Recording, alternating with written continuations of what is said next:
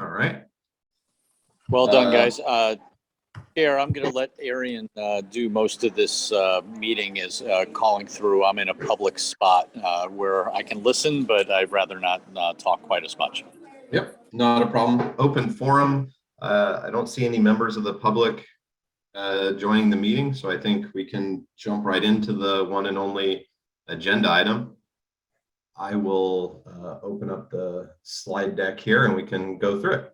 And please feel free to ask any questions as I'm going through, and then Heather, Elias, jump in anytime. Oops, let's see.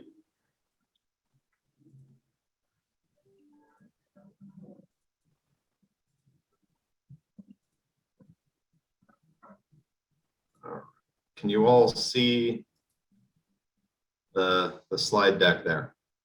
All right. Yes.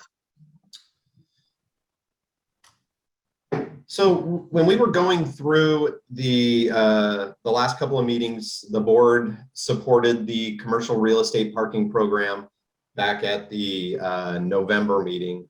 And then we were working through beyond the March meeting and framing up the program to bring to council. And we realized that as we were going through that document, what we call the master parking rate schedule, to basically put the program down on paper, we identified some areas that we needed to clean up.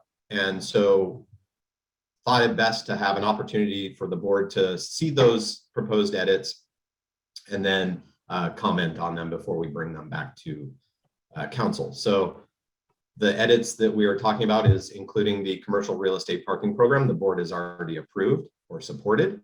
We will highlight some outdated programs that we are proposing to delete. We had talked about it, but making it more explicit that we plan to introduce the global permit as an option for all of our permit holders. It isn't a requirement.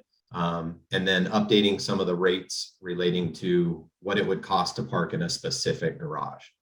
And we'll talk about that. And then updating the special event rates. Those are the rates that we charge basically in a prepay operation, a flat rate. You'll encounter those at like the Market Street Garage for Sharks games, and most notably at the convention center for when they're having events. It was really just to clean it up. Some of the rates on the books were as low as $0 or $3 in the case of Market Street Garage, I believe it was.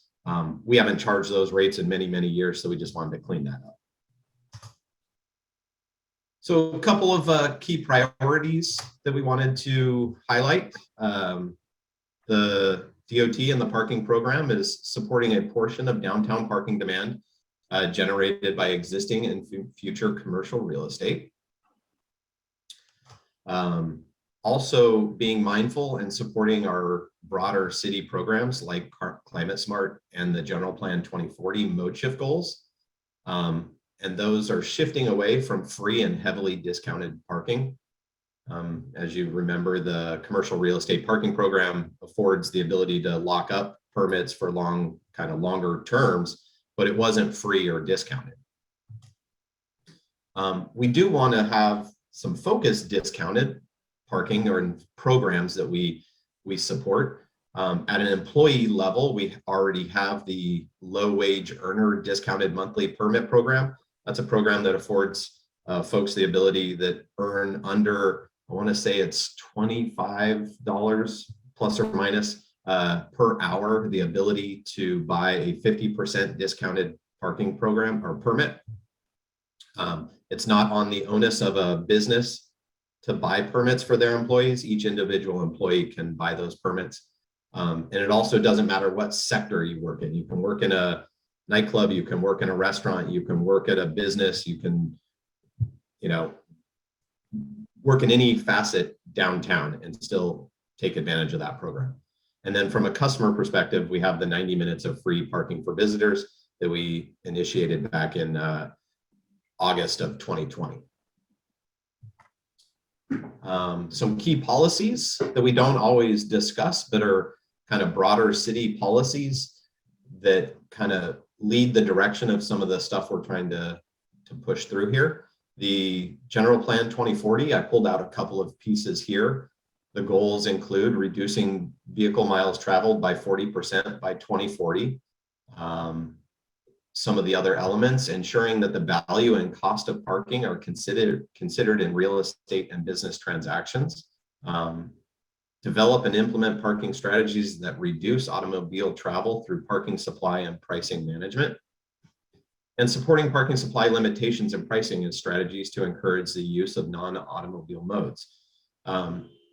We're not, shifting everything towards, that, but we want to at least ensure that that is in our focus when we come up with different programs and as we discuss rates. And we think we're starting to do that through some of the edits we're proposing to the rate schedule. Climate Smart similarly has those vehicle mile travel reduction targets kind of phased in over the next 30 years.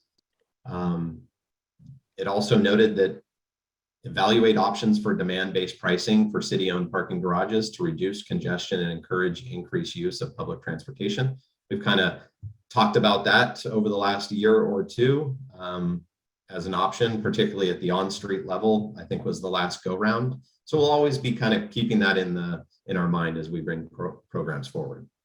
A goal by 2040, only 4 out of 10 commute trips in San Jose will be taken by single occupancy vehicles.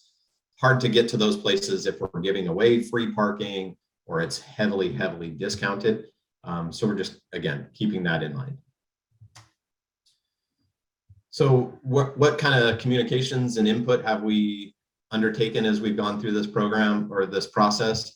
Obviously, we've met with the parking board, we've met with the council office, D3, we've talked with the mayor's office of economic development, city manager's office of economic development, planning, building, and code enforcement, as we're kind of building around some of the bones of the commercial real estate program and what's a reasonable timelines that we've talked about in the past for buildings to be built. We've talked with our planning and project delivery teams, Team San Jose that operates the convention center, obviously the Downtown Association, and a couple of developers and property owners downtown that may benefit from the commercial real estate park program. So the key business development parking programs or initiatives that we've got. So the commercial real estate parking program, obviously, that we've talked about, the board approved it back at their November 21 meeting. It's not significantly different than what we've talked about at those meetings. There'll be a priority ranking based on property type, ranging from an existing building that has no parking kind of at the forefront, down to a concept building where a developer is coming to us and saying, hey, I'm thinking about something. What could you do? Could I lock up parking? And that would be kind of at the lowest ranking. Permits available would be up to 1.5 permits per 1,000 square feet. But that's when we say that, that means that includes any parking on site at a property. So if they're building parking on site at 2 or 3 per 1,000, they would not be eligible for this program. Terms up to 7 years for an existing property. That's 2 years of hold term while they go through leasing and trying to bring people in, and then 5 years of active parking. And then for new development, 6 years to get a building completed, and then 10 years of active parking. And then permit types, there'll be global and specific permits. We're proposing that the global permits make up the bulk of those permits that are available under that program, and 25% would be eligible to be earmarked to a specific garage. If you may have heard, you may not have heard, but the mayor's March budget message included a program where the parking fund in a pilot program for 2 years would provide $100,000 over each of the next 2 years to reimburse small businesses in the downtown and in meter districts for the reimbursement of the VTA Smart Pass. The VTA Smart Pass program is operated by VTA. Businesses can sign up. It requires the business to sign up to buy passes for all of their staff that work in that business. but then those businesses could come back to the city and get reimbursed 100%. And we would first come, first serve and make $100,000 available over the next 2 years. As I mentioned, we have the downtown employee discounted parking program permit that affords a 50% permit, earning no more than 30% over the city's living wage. And then we have the 90-minute of free parking that we talked about. Arian, Charlie has his hand raised. Oh, I'm sorry, Charlie, please just stop me. No, I was going to stop you. I wanted to talk on the slide. So on the first part of this,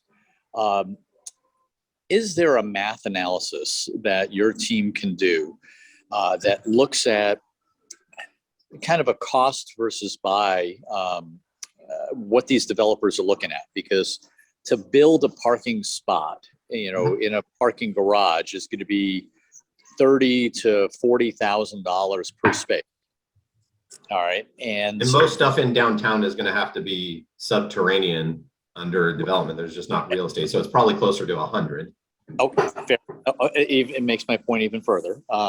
So it's when they trade off and have less spaces, and they come to us to look for a cheap, discounted rate, right? And it's not so much discounted, but it's a much cheaper rate for them to go buy spaces in this garage or in these garages than build their own. Yes. What happened? Are they betting on BART and other things changing, and they're just buying themselves time? Because what happens in 7 years or in 16 years when the mortgage comes due on these guys, right? They're not going to have parking spots. Yeah, I mean, I guess it's providing an option, a menu of options for a developer to, if they see fit, to not build parking. And we have some that are knocking on our doors that are doing just that, that it doesn't make financial sense for them to build the parking on site when it could exist around the way, a block or two away. But I'd like to ask for you guys to do an analysis for us for next time, that $100,000 to build a subterranean parking spot versus, $100 a month for a car, right? And multiply it times 12 months times 10 years or 16 years or 7 years or whatever the math is that your example is here. I bet the developers are still coming out massively ahead. And I'm just trying massively ahead. I mean, if you just did that math, 100 times 12 months a year times 10 years is $12,000 for that same, let's say, permit is equate to a space. So it's a $88,000 swing. Right. And that's exactly my point, is that they will trade off building spaces every single day. I don't think they will, because we haven't, I mean, there are some smaller developments that are coming to us. We haven't seen the big players saying they're going to build a 1 million square foot office building and they're going to put 0 parking in and they want to come to us. Now, could it happen? I guess. Well, at 10 cents on a dollar, I'd be shocked if the developers weren't lining up outside your door. Most are saying that, the parking demand that they're building towards or they're seeing or leasing towards is higher than the 1.5 that we're providing. So they need to have some on site to ensure, they're building. At least that's what we're seeing for the most part. I don't know, Heather, if you've got another opinion on that, but.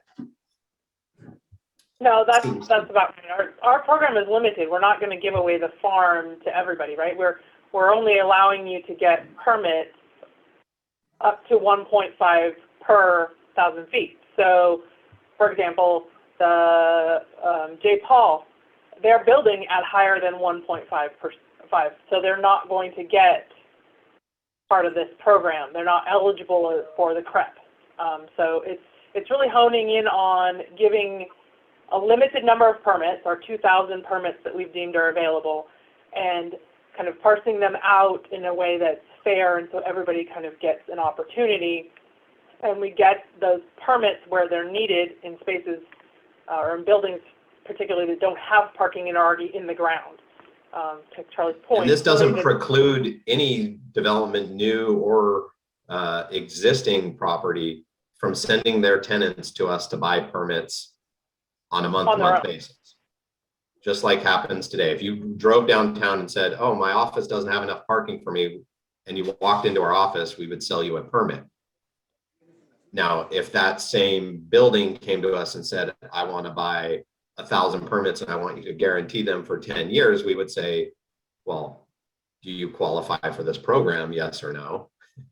And we would vet it under the terms of the commercial real estate program. So to your point, Charlie, yes, developers could see a financial benefit to this program if it met their needs, because yes, renting parking short-term, or in this case, over a 10-year period, is definitely cheaper than developing parking. Well, I also have a question. So how does this affect residents and the new, developments which are, bringing more tenants or more residents into downtown? This program is specific to, and let's not get really honed in on the commercial real estate parking program, because it was already, let's say, supported by the board, and it's already, moving towards. Most of what we're going to talk about today is focusing on the other edits within the rate schedule that are going forward. But to your question, Wolfram, residential properties are not eligible for the CREP, commercial real estate parking program. It has to be a building that is fundamentally commercial real estate, office building. Okay, that answers my question. So this is strictly for commercial, not affecting any residents. Yep, just like it was back in November. Yeah, that was just for clarification. I understand, that the commercial and residents are two different animals. I just wanted to make sure we are only talking about commercial here. Yeah, and this also would exclude hotels. That does not fall under that. Let's see. Click over here real quick just to make sure I'm on the right.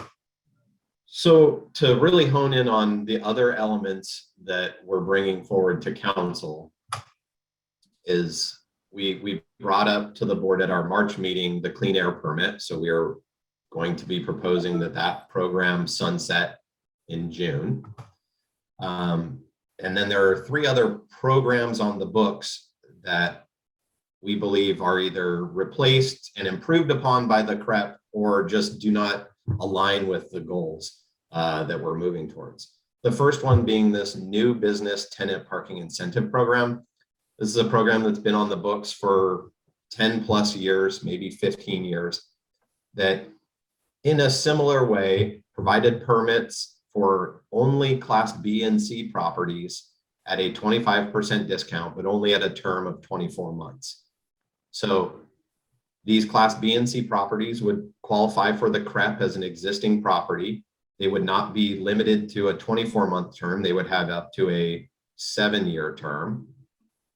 The differential being that there isn't a discount. Again, moving away from significant discounts. The next one that, again, we believe is being replaced and improved upon by the CREP is what was on the books, was a Class B and C building parking agreement. Very similar to this one, but this one offered 1 permit per 1,000 square feet, up to a maximum of 150 permits. So our new program is 1.5 permits. It doesn't have a cap per property, increases the whole you are paying for them. They're still on the books and not available for others. And then this one had a 5-year term max. Ours has a 5-year term for active parking, but it gives the property owners some leeway through that leasing term to work towards marketing the property and getting those tenants in. And the last one was we used to reference it as the BIP, business incentive parking program. This was for new businesses or relocating businesses within downtown.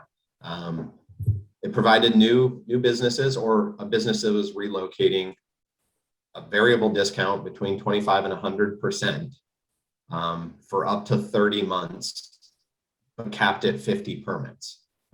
They could get free parking for up to 2.5 years, but then they were required to pay the full freight for the back end for the same amount of term for 2.5 years, which resulted in a 50% discount if they kept everything for a full 5-year term. So this one was heavily discounted. The CREP will replace this by providing, again, those permits. We'll provide some more term on the existing properties. This never contemplated new development, but again, it starts moving away from the discount. This also required business owners or property owners or business owners specifically to sign up for these programs. We're transitioning to property owners kind of taking the onus of providing the parking for their tenants.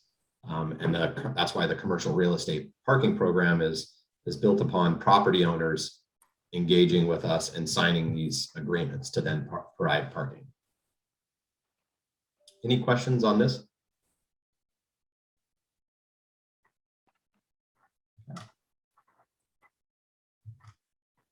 A couple of additional programs and rates. So we've talked over throughout the time we've talked about the commercial real estate parking program and introducing the global permit as a component of that program.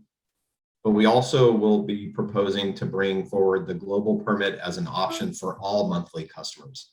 But we would then say, no, we wouldn't implement that until January 2023 or no earlier than 2023.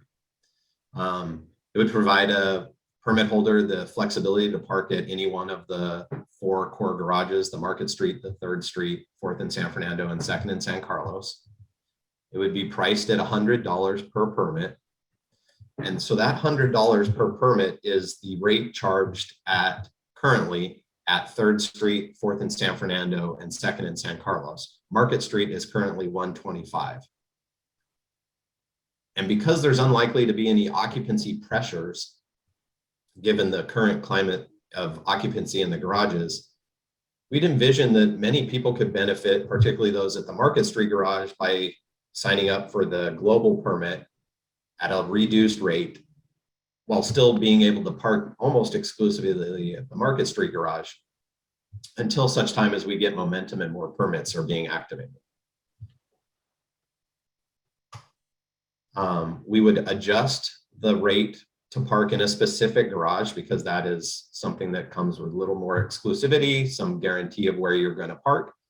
Again, we would propose that it wouldn't be implemented any earlier than January of 23, and we would adjust that rate from 100 to 125.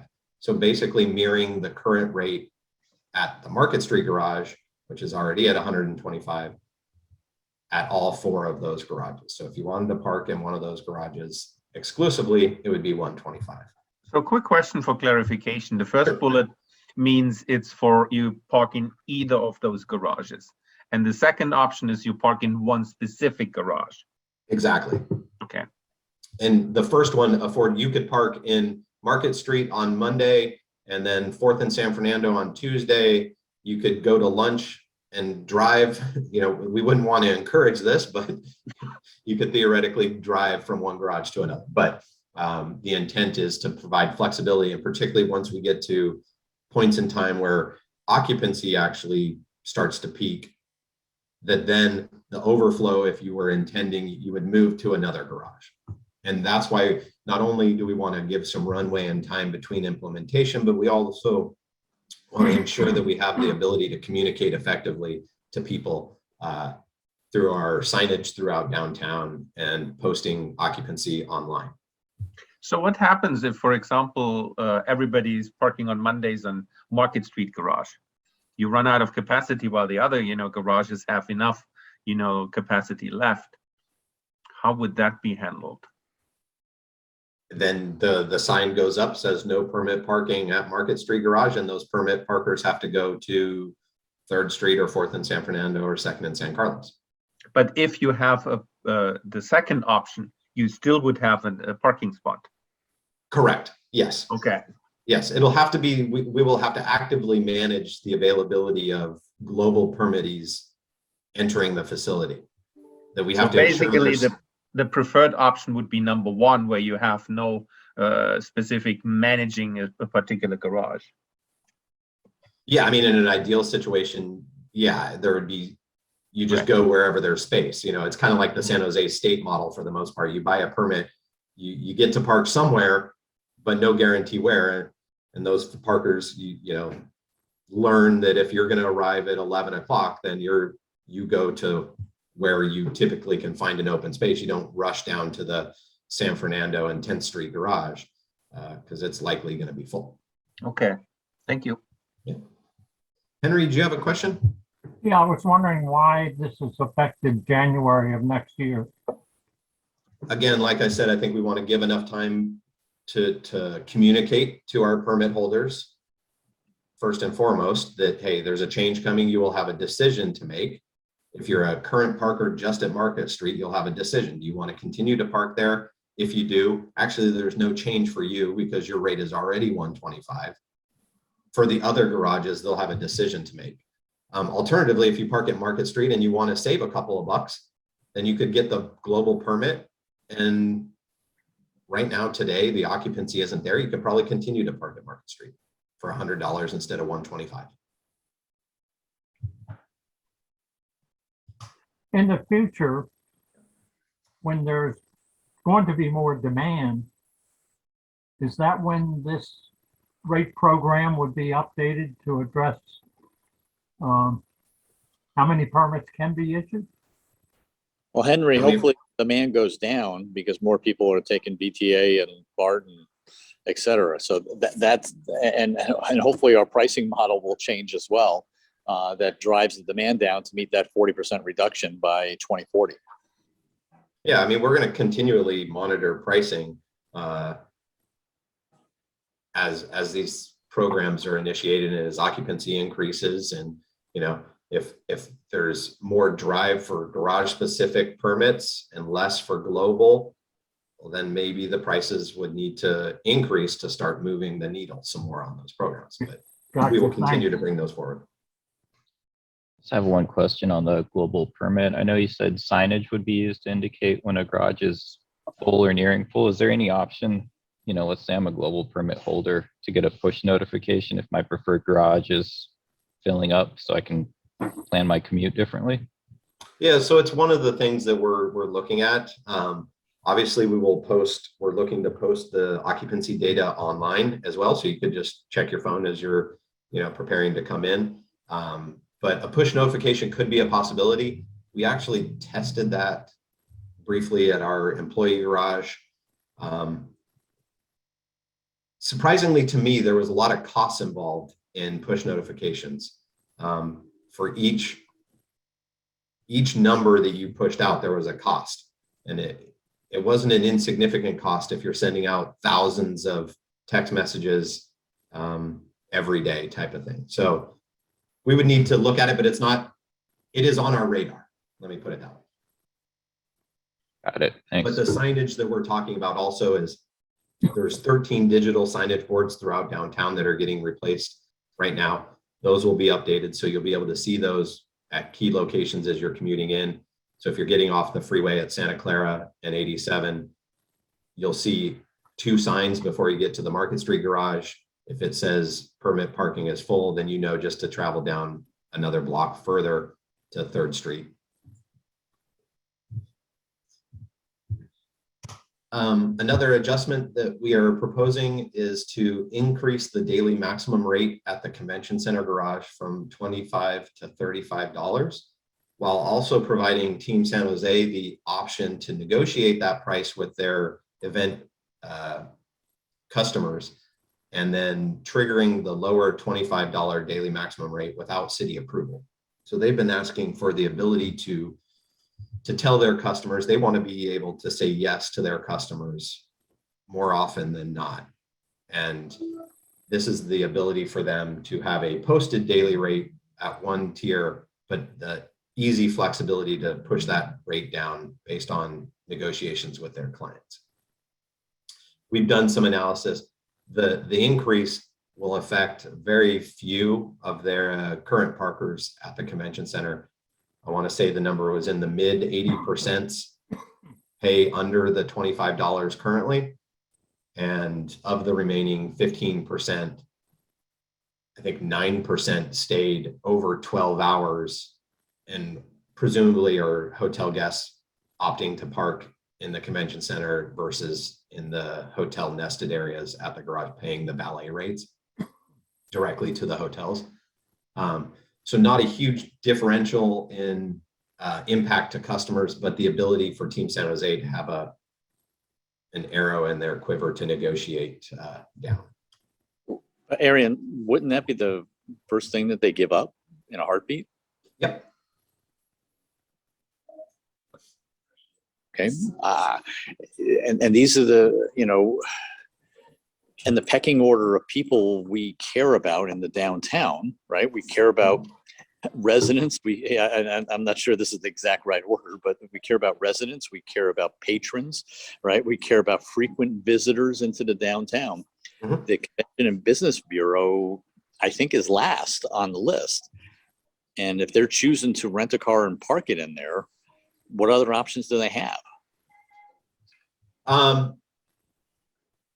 In terms of parking at the convention center, that's part of the reason why we would include this, as it makes sense to us to have a higher rate because there is a premium associated to it. Now, Team San Jose, through their negotiations, could, and they currently have that flexibility within the contract with the city now, is that if they provide, supporting evidence that the parking rate is a factor in retaining a business, they can currently work with the city to generate a $0 rate at the convention center. And that's on the books, and that'll remain on the books because Team San Jose requires that flexibility. Currently, we require lots of input from them to justify driving that rate significantly lower than, let's say, a market rate. They wanted the flexibility to be able to more symbolically tell their clients, look, we're giving you a significant discount on parking. Aren't you, and again, I don't want to get it because we have other things we got to get to here, but aren't we better off giving the Team San Jose folks a share of the revenue? Therefore, anything that is negotiated above the $25, they get to keep 10, 20% and give them the incentive to charge more for their parking. And if they give it away, then they don't get anything. Team San Jose already gets to account for the revenue generated in that garage on their kind of income statement, if you will, for the city, and that drives their performance metrics. So they already get a metric. So they're already somewhat incentivized to show good revenue streams all across the board, parking being one of them. But the parking fund, Laura, I'll let you jump in if you're still in this meeting, provide any input on this, but the parking fund relies upon the revenue at that garage to support not just that garage, but the portfolio. And it isn't in our current minds to give up any of that percentage. Yeah, Arian is correct. The city has on, several different occasions explored with Team San Jose potential different operational models, and we always came back to the current model makes the most sense for the city.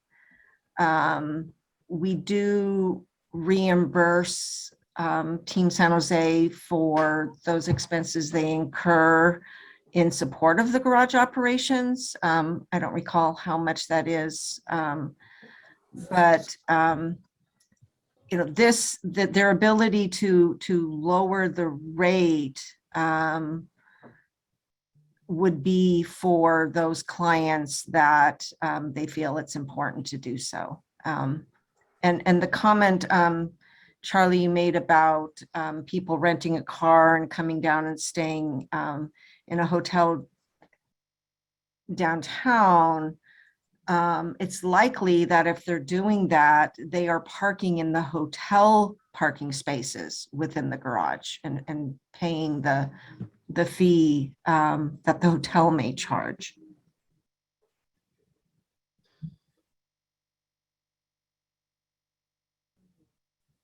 Okay, and the hotels have a cheaper than $25 charge? No, their charges are higher. Oh, I know they charge the customer higher, but I didn't know what we charged them to use the They garage. pay per space on a monthly basis. Each of the hotels has rates that are, typically adjusted by CPI. I want to say they're in the 160 per space per month range for the 3 hotels. But those are all deals that were negotiated back in the 80s and are 99-year term deals. So they have these locked up spaces within that garage that they get to operate with their hotels, and they charge their guests for parking. Because they're doing it the way I'm suggesting, right? Is they're charging $50 a night to park in those garages, and they're paying. So it takes them 2 nights to recover their fee, or 3 nights to recover their and fee. I mean, for the most part, this will be. We envision that the Team San Jose would work with us on, let's say, it's on an event by event basis. They're not going to come to us because River dances at the CPA and it's a 2-hour show and say, hey, you got to drive the rate from 35 down to 25.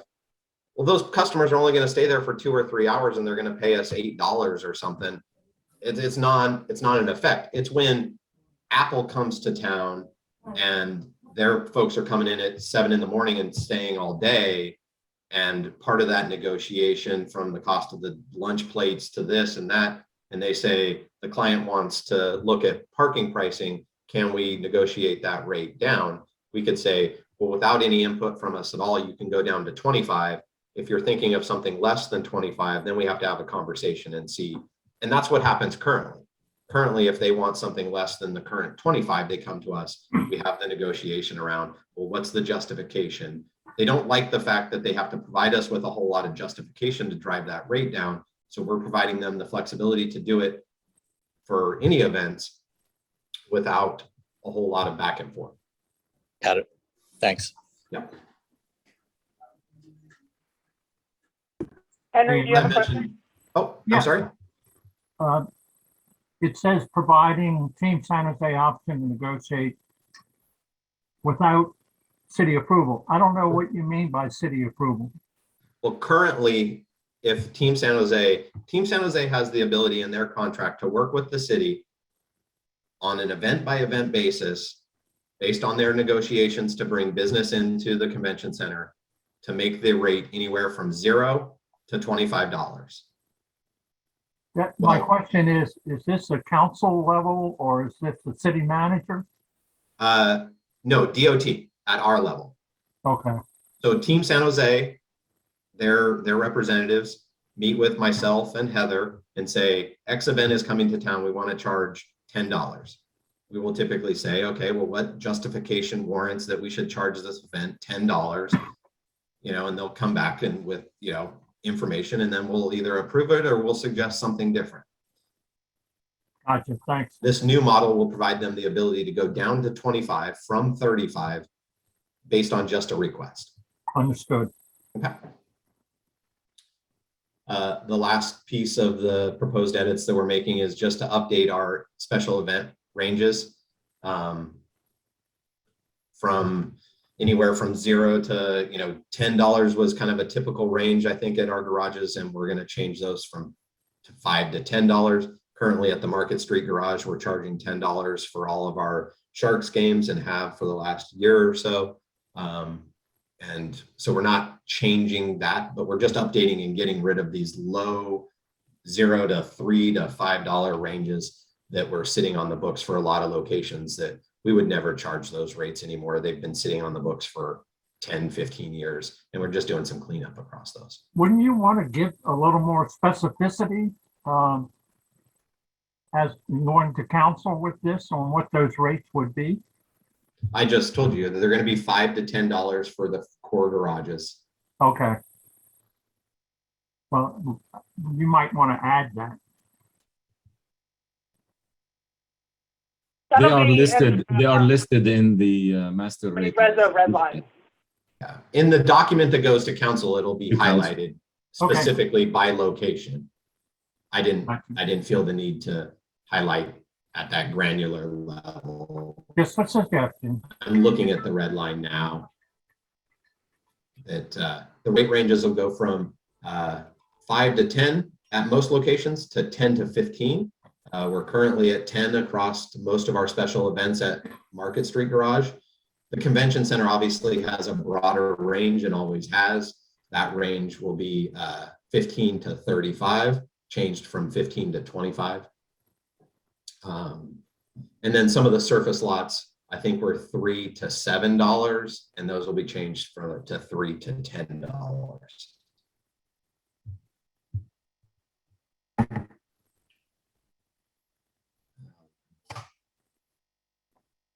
So just highlighting kind of the convergence of various elements. The general plan had all these targets around BMT reduction, ensuring the cost of parking is considered. The Climate Smart program, again, tied in those same topics regarding single occupancy vehicle trips, demand-based parking pricing as an element.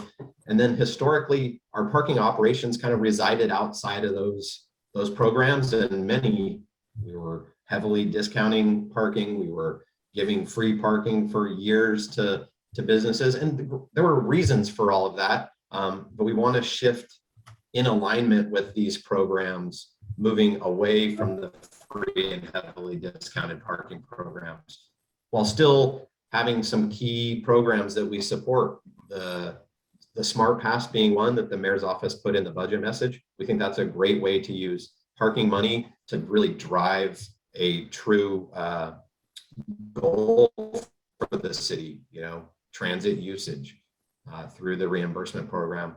And then our parking pricing that charges folks that want to lock up parking in these long-term agreements, a fair price for those. But then targeted discounts, the employee discounted permit program for the low wage earners, and the free 90 minutes of parking for our visitors is another one. So just to recap, the recommendation from today's meeting is just supporting obviously we already have the board support on the commercial real estate parking program, deleting those outdated programs, introducing the global and specific garage permit options for all of our locations in no earlier than January, and then updating those special event rates that I talked about. So I'd be happy to answer any questions or have a motion. Can stop This sharing is so I David can see. Heindel. I'm willing to make the motion for a second. Second, I'm sorry, where was the second? Charlie. Charlie, okay. Blair Beekman, public comment. Is that possible at this time? Absolutely, Blair, go ahead. Thank you. Blair Beekman here, person of the public. I was part of this meeting today. Just a quick reminder and the importance of, in these new parking schemes that the use of ALPRs will be important. And what you guys configure with the future of the open public policies for the ALPRs, I think is a significant cause for, celebration. It's the ideas of innovation that I think can be a kind of a factor in how to bring people into the city in the future. And when you practice open public policies with the ALPRs, it's promoting a form of peace and democracy that's really interesting and helpful, that it just builds our better practices and we build more efficient practices simply for wanting to practice better democracy and better community. So, and that brings in more people, I think. More people will want to come to San Jose to see that and be around that. So that's the innovation to me. And I just wanted to mention that, as always. I think you probably know my feelings and know what is capable of open public policies, the future of ALPRs and surveillance technology. I just thought I'd mention it this time. Thank you. Thank you, Blair. So we have a first, a second. If I can get a show of hands in favor. Aye. Looks like everyone. Yeah, Heidel's in favor, but I'm on the phone. All right, very good. I think that is it, everyone. We have our next meeting scheduled for June 15th at 10 a.m. I will ensure that the communications goes a little more smoothly for that meeting than it did for this one. I want to apologize for all the back and forth on that. Arian, Yeah. do we have a few minutes that I can share some good news it's not parking related, but I think it would be good to share with the board? If good news, I'll always make time for good news. So do I have the ability to share screen? You should, yeah. Okay. So as background, a few years ago, I had the honor of participating in it was called Zero Traffic Fatalities Task Force that the California State Transportation Agency led a few years ago. And we were coming up with recommendations to enable cities to address safety considerations where people are dying or being severely injured. And areas where we had high populations of pedestrians and bicyclists. And what came out of that task force was a report of findings that provided the legislature with recommendations. And one of the key recommendations was cities need more authority to set speed limits. It's highly governed by the state and criteria put out by Caltrans. We were fortunate that last year, Assemblymember Friedman, who is also the chair of the Assembly Transportation Committee, took up this charge. And Assembly Bill 43 passed last year. It became effective this January, but certain provisions of the bill are pending Caltrans coming up with definitions of what would be considered a high injury roadway and where are those locations that would be near high volumes of pedestrians and bicyclists. The topic that is of interest currently is with regards to this new classification of street called a business activity district. Cities will have the ability to, and it's optional, to establish a lowered speed limit on certain categories of streets. And I'll go into that. So this is what I was talking about in terms of Caltrans has until the end of June 2024 to come up with this criteria. And it also reconciles with when the State Judicial Council has to develop an online tool for adjudicating traffic violations. With regards to this new classification of business district, it's limited to roads that have 4 traffic lanes maximum, that would have a maximum posted speed limit coming into the new district of 30 miles per hour. And so if we had a 30-mile-per-hour speed limit, the maximum we could reduce the business activity district to would be 25. If we have a 25-mile-per-hour speed limit coming into the district, we could go down to 20. The criteria that we need to meet is one, obviously, that the 4-lane maximum, the speed limit maximum. It needs to be an area where we can show and document that at least 50% of or more of the land use consists of retail or dining, and it opens directly onto the sidewalk. So this doesn't cover streets where the side of the building doesn't have openings that people are flowing out onto the sidewalk. The other one is that the traffic control signals or stop signs have to be no more than 600 feet apart, or there needs to be the presence of uncontrolled marked crosswalks, and or the presence of on-street parking. The other benefit of this new category of street is that it's going to be treated similar to school zones.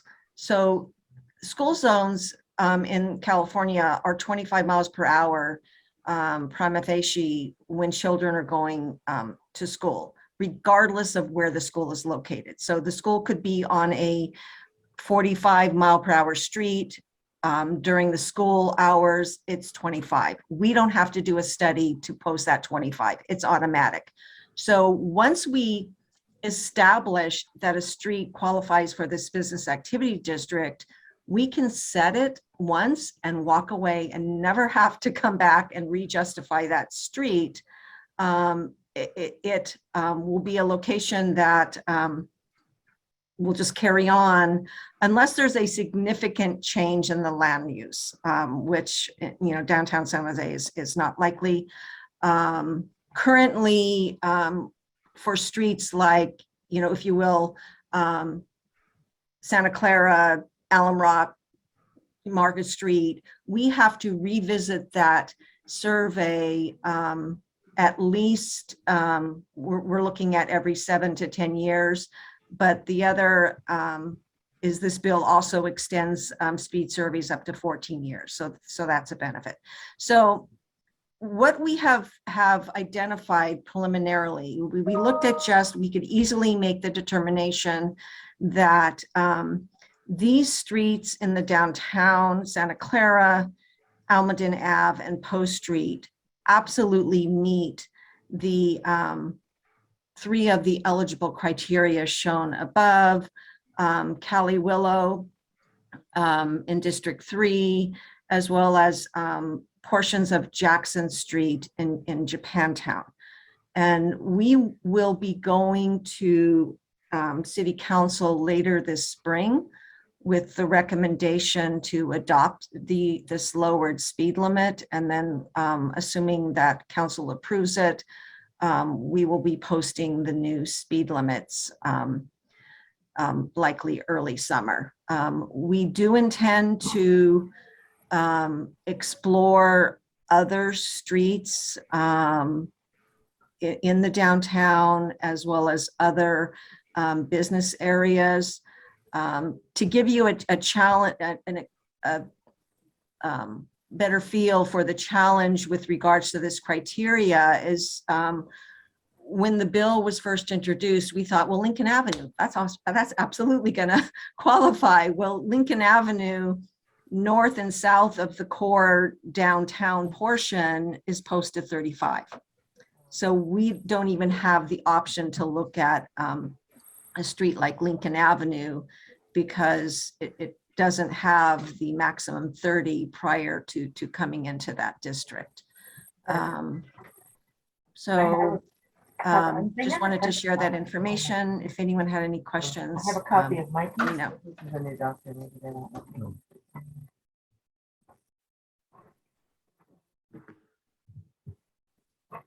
All right. Okay. Thank you, Lauren. Thank you. Thank you for this. Yeah. All right. We will conclude the meeting at 10:56. Thank you, everyone. Thank you very much. Thank you. Bye. Are Bye-bye. you leaving? Yeah. Wherever the dog speak? I'm just gonna leave them here sitting on the couch. Do you want me to walk them up? No, that's okay. If they bark.